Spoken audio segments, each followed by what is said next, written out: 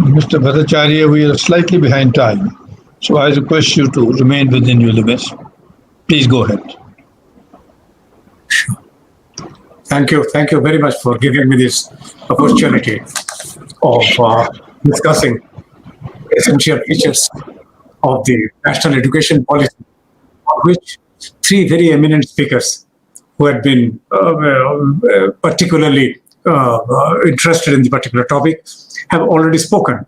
Professor Anurag Behar has explained very clearly the choices before the drafting committee and how how within the 65 pages has been accomplished. Professor Krishna Kumar has raised certain very, very valid points insofar as a structural change that has been proposed in school education. I will come to that a little later.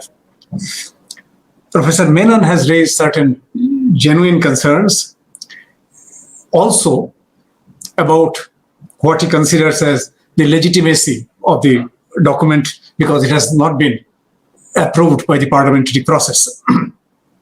Now, insofar as Professor Krishna Kumar's point is concerned, that starting early, what is known as early, childhood care and education from the age of 3 conflicts with the RTE, which is primarily meant for 6 to 14 year students. The earlier 10+2 system took care of 6 to 18 years. And the present structure that has been envisaged in this NEP, which is a substantial departure from the earlier policies, is to have a 5+3+3+4, that is 3 to 18 years for children. But this is, I suppose, based on the premise that over 85% of a child's cumulative brain development occurs prior to the age of 6. Now, this is very, very important. Now, I understand the concerns Professor Krishna Kumar has raised, but I think there is a point on the other side as well. But my suggestion would be at this stage not to rush it through. We need not go immediately to amend the Act or amend the RTE. Let us see how the RTE itself unfolds over the years, and gradually the 5+3+3+4 system should be introduced. As I find, the NEP is an extension of the, in essence, is an extension of the earlier national education policies of 1968 based on Kothari Commission recommendations, as also the 1986 policy modified in 1992.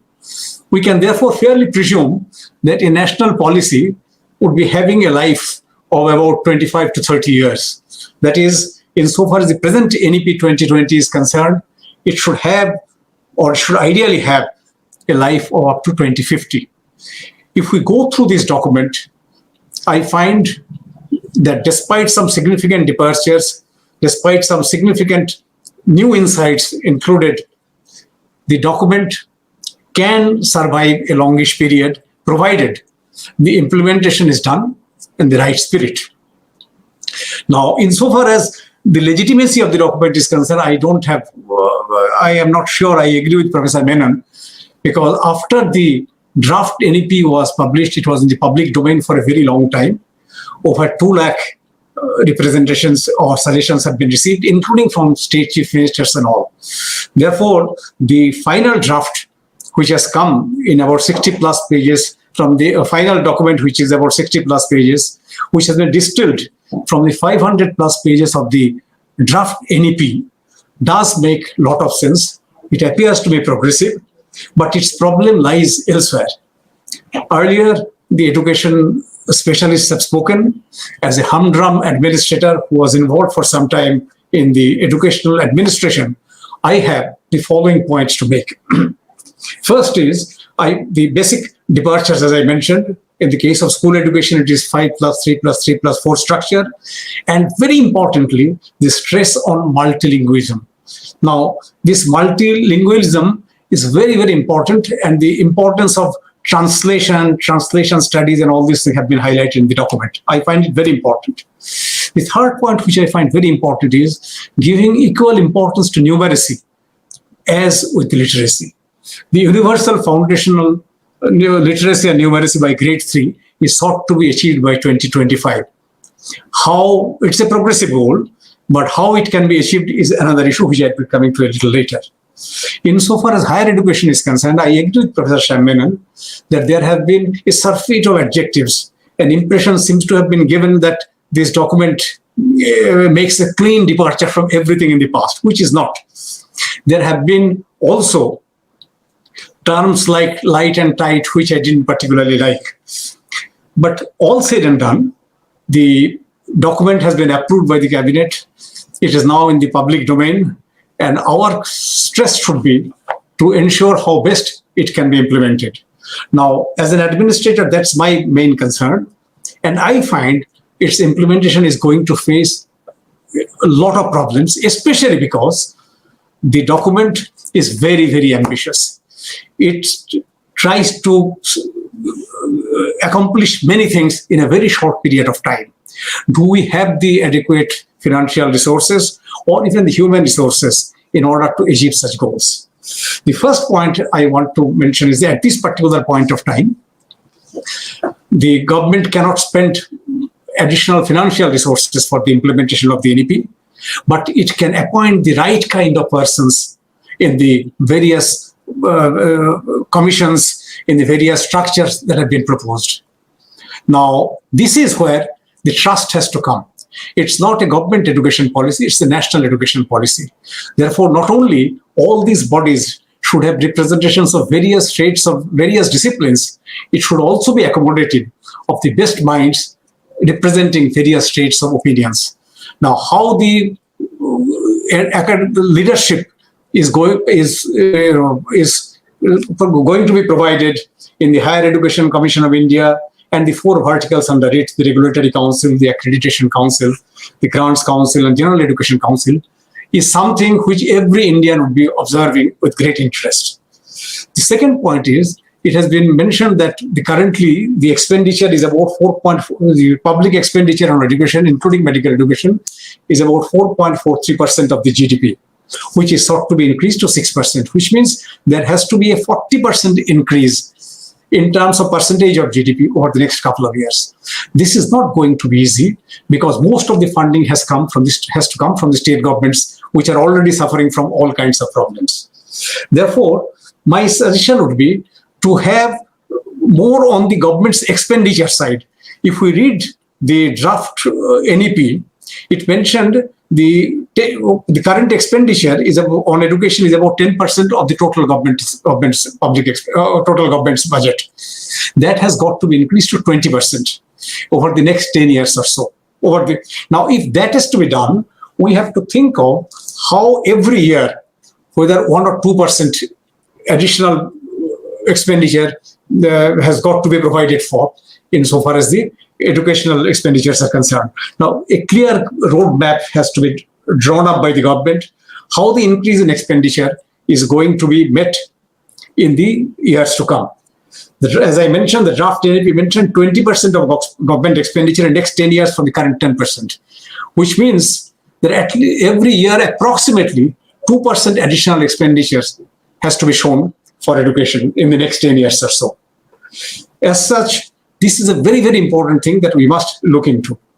The other thing that I find insofar as higher education is concerned, that a stress is being given to bring research back to the universities. And an NRF is supposed, that has been envisaged in the document, is supposed to accomplish that particular goal.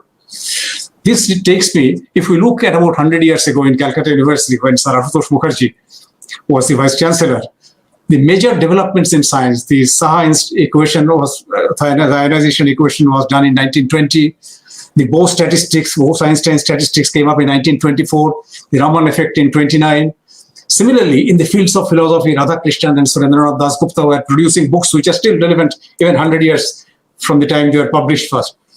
Now, research was essential. Epicenter of research, even in the sciences, was primarily in the universities. If this document envisages that it should come back to the university system again, hopefully that can be accomplished, and that in turn would enhance the quality of teaching also in the university systems. I would therefore suggest that a citizens forum, and IIC can take a lead in this particular regard, should keep monitoring the progress of expenditure and outputs. We should measure what has been the outcome. Administrators quite often get bogged into saying that we are spending so much of money. But insofar as expenditure per student is concerned, as Amartya Sen and others had argued long ago, that insofar as school education is concerned, our expenditure per student is less than that of even in sub-Saharan Africa. Therefore, if the government is serious, as we all know, government seriousness can be measured by two things. What amount of money it's going to commit into this particular sector, and what kind of people it's going to post in the top leadership positions. Now, this is something which is going to be watched over the years, and the Citizens Forum can keep a track on this. And this, in the draft document, there was something which has been deleted in the final document, remedial measures to counter poor learning outcomes, especially in the school education system. Somehow I find that is not there in the final document. Possibly that is something we should think over. And there was another very important thing which was included in the draft document, that is the Rashtriya Shiksha Ayog should be headed by the Prime Minister. That has been deleted from here. Now, since this document is very, very ambitious, it requires not coordination between the Ministry of Education and Ministry of Finance, as also between the Ministry of Women and Child Development, insofar as Anganwadis and others are concerned, but also with large number of states. The coordination problem is going to be huge. And unless it is taken up at the Prime Minister's level, it is impossible for the Ministry of Education to steer it through. And my suggestion is that at least there should be a cabinet committee on education which can be developed, which can be set up. And the cabinet committee on education should headed by the Prime Minister, should ensure that the implementation of the major recommendations of the NEP take place in the proper time-bound manner. Thank you.